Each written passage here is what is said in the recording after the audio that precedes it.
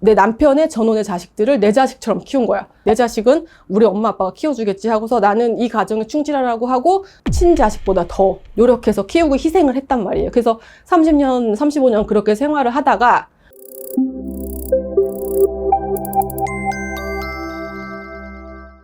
안녕하세요. 이혼 전문 박은주 변호사입니다. 오늘은요, 황혼이혼에 관련된 내용을 좀 말씀을 드려볼까 하는데요. 황혼이혼과 항상 같이 나오는 게 뭐예요? 여러분?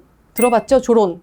조론이라는 거는 법리론을 그대로 유지한 채 서로의 각자의 사생활을 존중을 해주자 이런 거거든요. 서로 이성을 만나는 것에 대해서 터치하지 말고 그거를 이유로 이혼소송을 제기하지 말고 서로 각자 살자 이런 거예요. 이혼 소송을 하게 되면은 서로 헐뜯고 시간도 오래 걸리고 그쵸? 그 과정에서 이제 소비되는 것들이 많으니까 그냥 남남처럼 살자라고 얘기를 하는 부분이 있는데 그렇게 조론처럼 살다가 이렇게 하기보다는 조금 이제 이혼을 통해서 법률론까지 마무리하는 게 좋을 것 같아 라고 해서 딱 까보면은 그 사이에 조론 사이에 상대방이 본인의 재산을 다 처분해서 재산 분할할 게 나눌 게 없다거나 그렇죠. 이런 경우가 발생할 수 있으니까 조론은 굉장히 위험한 거예요. 그래서 하시면 안 되는 거고요. 사실은 뭐 혼인관계를 마무리하고 싶으시면은 이혼으로 하시는 게 맞겠죠.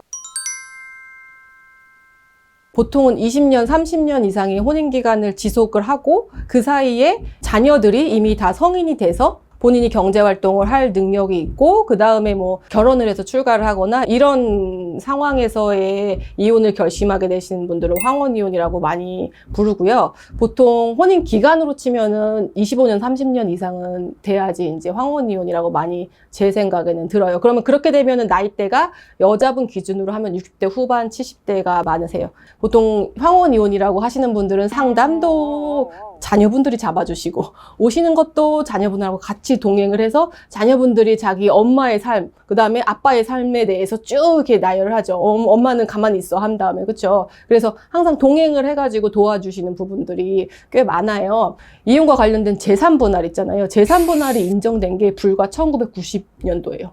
그 전까지는 이혼을 하게 되더라도 재산 분할이라는 개념이 아예 없었어요.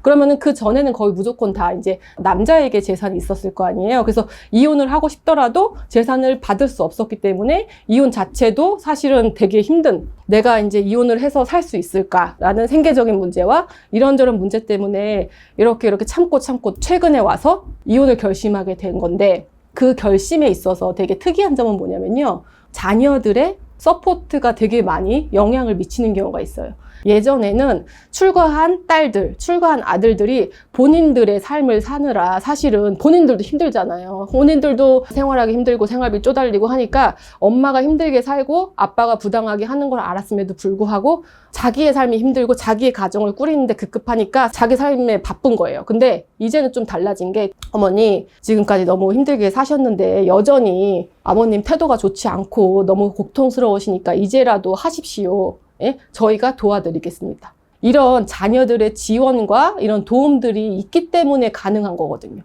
또 하나는 이제 재혼 과정에서의 황혼이혼이 많은데 재혼 과정도 길어요. 막 20년, 30년 유지를 했어요. 그래서 배우자의 전혼의 자식들을 자기 자식처럼 키웠어.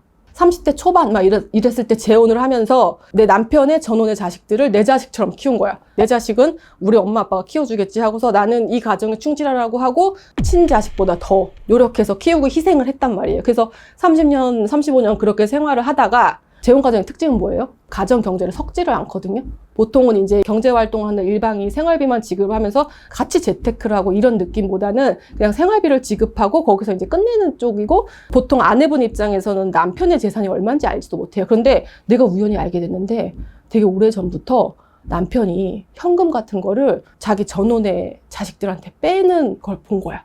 그리고 내가 알지 못했는데 한 3년 전에 자기 있던 명의 부동산을 자기 자식한테 증여했어.